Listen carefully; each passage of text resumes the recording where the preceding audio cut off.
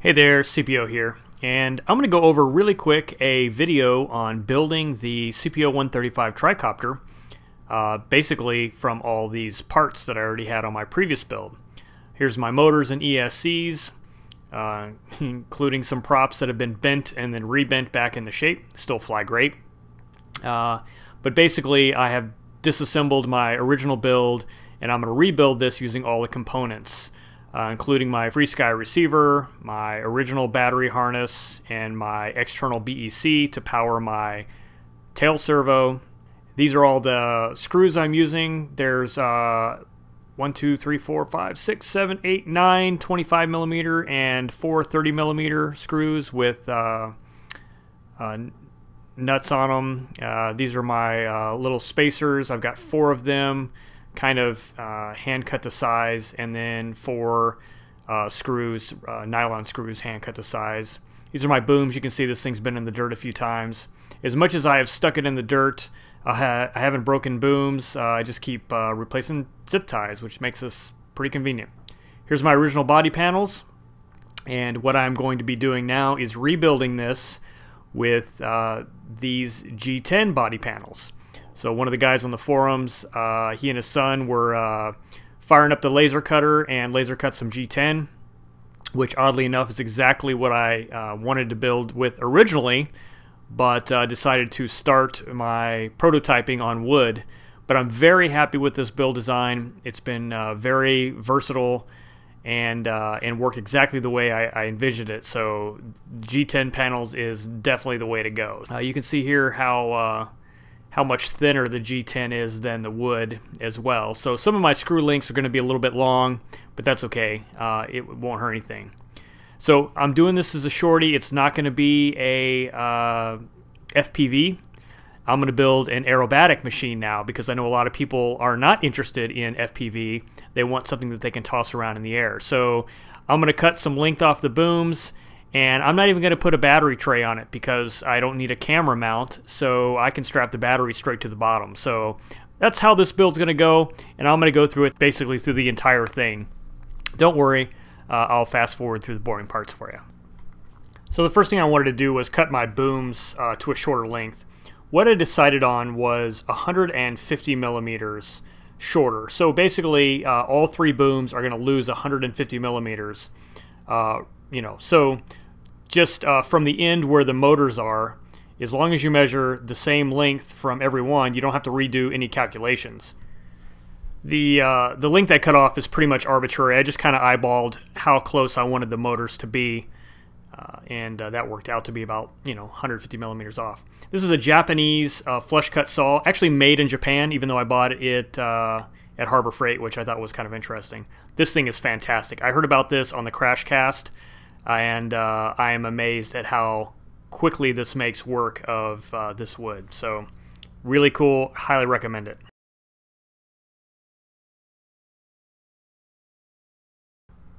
Better vacuum up the remnants to keep the wife happy.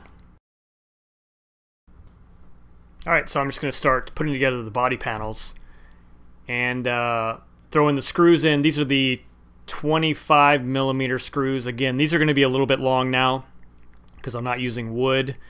I think anything probably 20 millimeters and longer is just fine.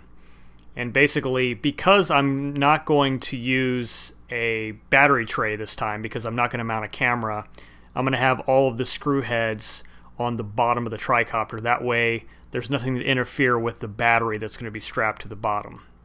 So once I have these screws that are designed to hold the booms in, I'm going to go ahead and just set these booms into place. The electronics that's hanging off this tail boom is my balance port adapter for telemetry that I had on the original Tricopter.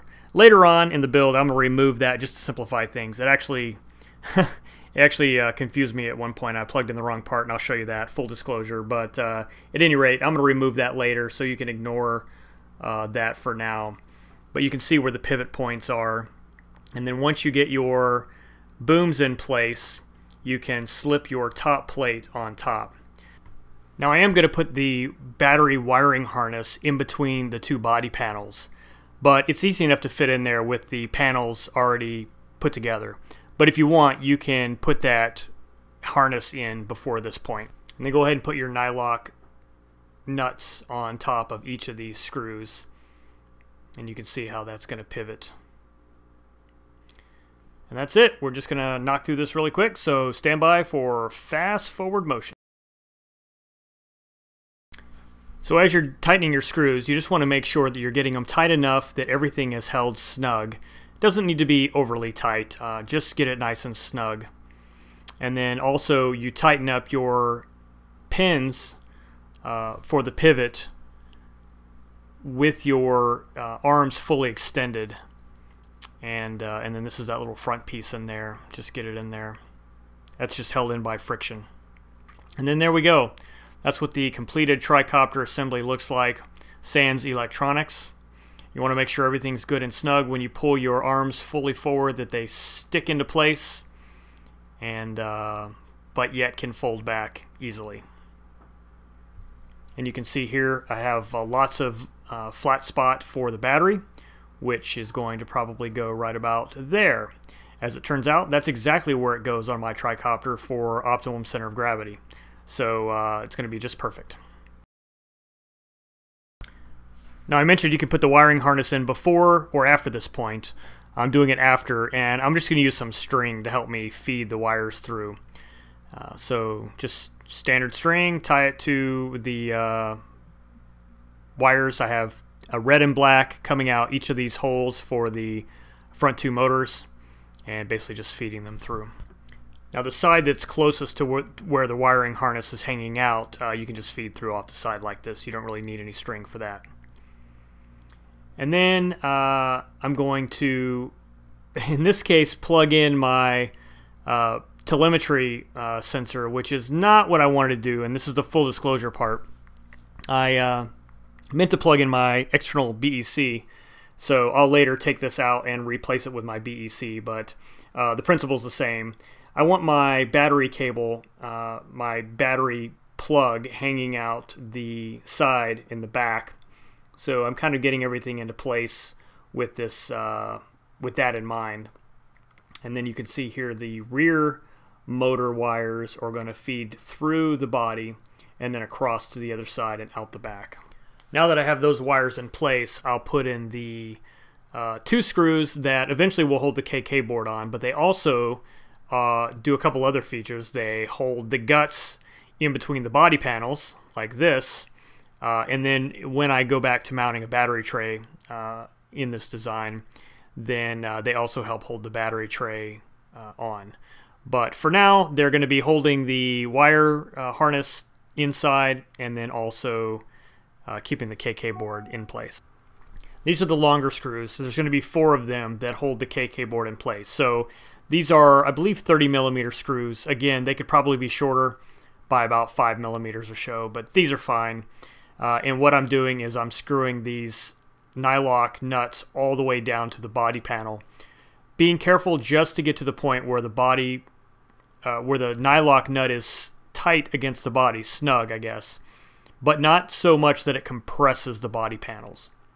You can always put a piece of the boom inside there as a guide, but for the most part you can just look for it, and as long as it is tight enough that it doesn't really turn very freely, and there's not a lot of you know, movement back and forth with the screw, you'll be fine.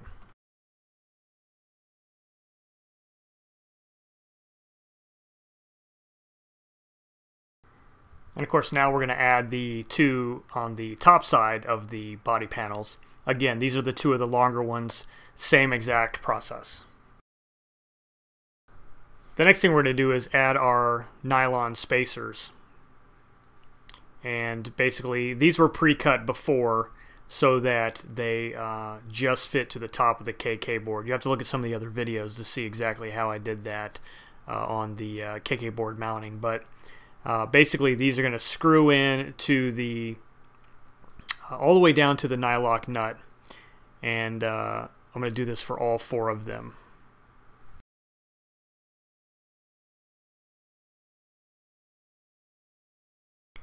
And then as you can see, the KK board inside its foam box fits nicely between those screws. Now the holes on this particular laser cut body panel are a little bit loose, so I found out I needed to compress them a little bit towards the board to make it snug. But you want to make sure that that's snug on the board. Tolerances on your screw holes are pretty important for this part. And then I have these craft stick little top plates here, which are just basically craft sticks that have holes cut in them, and I'm using nylon screws to screw them into the top of those standoffs.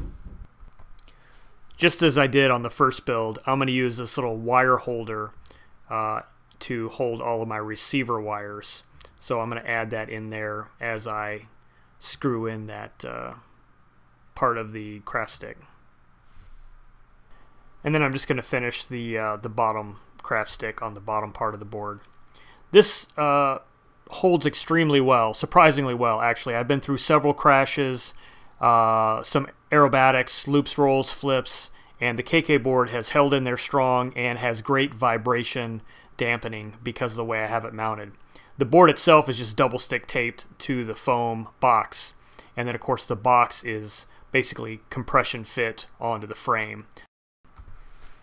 And here you can see how my receiver is going to go right there in that spot. I think it's a great spot for a receiver. But the other thing we have to deal with is now we have these wires coming out of the G10. We have to make sure we protect them against rubbing and fraying. Just like I did on the wooden body panels, I'm going to use these rubber grommets to protect the wires. I got these at Radio Shack as part of a variety pack of grommets. And so far they've worked out really well, and in particular they work out well with the G10 because it's thin enough that they fit on there very nicely. I had to make some modifications to them to fit into the wood properly and actually glued them in, but these fit the way a rubber grommet should fit. I'm going to go ahead and plug in my receiver to KK wires since I already know they're in the right order. I kind of pretty much left everything exactly where it should be for channels 1 through 5. So plug these in real quick and then I will Velcro down the receiver. So this is about where I realized I meant to plug in my BEC instead of my telemetry model. So I'm just going to remove this little balance port for now, deal with it later. So a trick to dealing with hot glue is alcohol and a Q-tip, and it will actually simplify removing anything that's been hot glued in place. So I'm just going to remove this real quick and get it out of the picture. So now I have the UBEC plugged into the wiring harness, and you can see I'm going to mount it the exact same place that I mounted it on the original build, and I'm using this 3M double stick tape just to slap it to the top of the frame right there. So one of the downsides of changing my boom length is my custom cut motor wires are now way too long for this build. So I'm going to have to cut those and redo the bullets.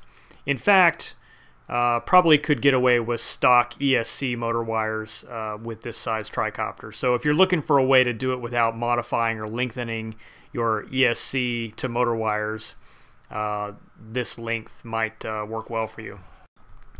So here's a free tip on soldering bullets. I actually have moved to using a torch instead of a soldering iron for bullets. I just set them face up in the alligator clamps and then use a butane torch to heat them, and it heats up really fast actually. And then I just fill the cone with solder. And then I take my pre-tenned wire, make sure you ten your wire and flux it if you can, and then just add it into the mix. Sometimes I'll actually nick the silicone like that. Now the challenge with this is it gets so hot that it's hard to keep it perfectly still while it solidifies. And what you don't want is a cold solder joint where it has moved while it's in its less than solid state. So what I then do for every single bullet is go back in and lock them in place with alligator clips and then reheat and basically reflow the solder and then don't touch it and let it re-dry. So it liquefies and you'll see it will kind of move in place, and then I know it re-liquefied, and then I'll just let it go right there. It'll re-solidify without any movement. So my opinion is this makes really good solder joints for bullets, and it's super easy. very fast, and saves a lot of the headache that I seem to have with soldering, using a soldering iron, trying to do these bullets. And it's not nearly as messy. So once I have all of the bullets soldered on and new shrink wrap, I can go ahead and mount my ESCs. And I'm mounting these to the booms. I seem to think that that's going to be the easiest way to go. So I'm not going to spend a lot of time on this with you. I'll just fast forward through this part. And of course, whatever we do to the right arm, we're going to do identically to the left arm, including trying to get the ESC in the exact same position. And that helps with balance from left to right. I love the zip tie method. It's been great. By the way, if you are pulling this off of an older build, make sure you have your prop directions right. In this case, when I remounted it, I mounted the motor from the original build from the right side to the left side, which meant I had to swap the props so that they all lined up the way they're supposed to. So make sure you have your prop directions in check for this. And then next we move to the tail, and it's basically the same thing as we did previously. So by the way, if there's any of these steps that you'd like more detail on, like how I'm doing the motor mounts or the yaw assembly, all of this is covered ad nauseum in the original CPO Tricopter build videos. So you can go back through that entire build series and see how I did everything. So I'm not redoing all of that detail here. Now I'm just hooking up the motor wires and the servo wire. Of course, now I have a shorter boom. I can use a shorter extension, which makes life easier. And remember, motor 1 is powering the KK board and the receiver. And then I have the internal BECs from ESCs for motors 2 and 3. That power wire removed. And then I'm using the external BEC on pins 5 for motor 5 or 6 or 7 or 8. It doesn't really matter as long as it's the right polarity. Using that to power the tail servo. Now I'm just going to use Velcro and a simple battery strap to strap the battery to the bottom of the body panel. And turns out it worked really well. I was very happy with it. It's pretty simple. But again, normally I have a very, I think, creative method for vibration dampening of a camera tray. But since I'm not building this for FPV, I don't really need a camera tray, so I don't really need the vibration dampening characteristics so much. So if I just strap the battery to the bottom of the Tricopter, it will get me what I need. So the last thing we need to do is add our landing gear. I'm using the exact same landing gear from the original build. Actually, I just pulled it off and I'm going to fasten it back on. It works so well, and I don't see any reason to even cut any more zip ties. And that's it, the build is done. So quick check of center of gravity with the battery on. Make sure that my center of gravity is below the KK board, which is where I want it. And it turns out it is perfectly where I want it. Very happy. So this is it. It's ready to go. I just need to make sure that all of my motors are going to be spinning in the right direction. Just double check and make sure I have everything the way I want it. Always scary for the first power on, but let's see what it does.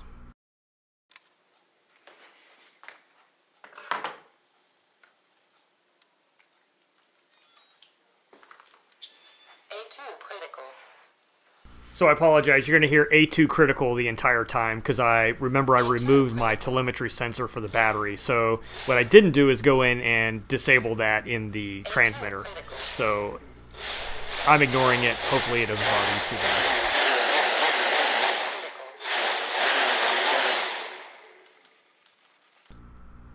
So after a few little test hops here, I think everything is working as expected. Let's get this bad boy outside and see how it flies. So this is with the same KK 2.1 settings I had in the previous build, which means it was for a bigger tricopter, so my P gains and I gains may be a little bit different, and my stick scaling is pretty lethargic. I think it's the defaults of, what, 30 stick scaling. So I'm just sort of horsing around here, checking to see how things feel. Nothing too fancy. It's really cold outside, and I've got some adjustments to make, but I just kind of want to get a feel for how it flies in its stock form, which is, you know, quite good actually. I don't notice much of a difference with the larger size Tri as I do this one. You know, it's a little bit spunkier, but it's not out of control by any means. And of course, once I disable self-leveling, it's a lot more fun. So I put a couple of batteries through it, just kind of dorking around, and then started playing with stick scaling.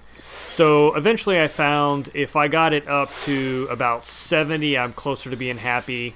That's 70 on ailerons, elevator, and I don't remember, but I'm pretty sure that's where I have my yaw as well, the rudder. But I think I may want to go a little bit higher. I'll probably try 90 next. The other thing I did is I found I had to up my gyro rates from the 500 default to 1,000, and I may even try 2,000. When I had it at 500, if I did consecutive flips, the thing kind of, I'm not sure what happened, but I wasn't able to recover. I would do a flip and then another flip, and then it would drop. So not sure exactly what's going on there, but when I changed it to 1,000 for the gyro rate, I didn't have that problem again. Again, I think my stick scaling is still a little bit low for some tight flips and rolls, but hopefully you can see. It's kind of a distant shot, but hopefully you can see what at least this Tri is doing these days with the smaller overall size.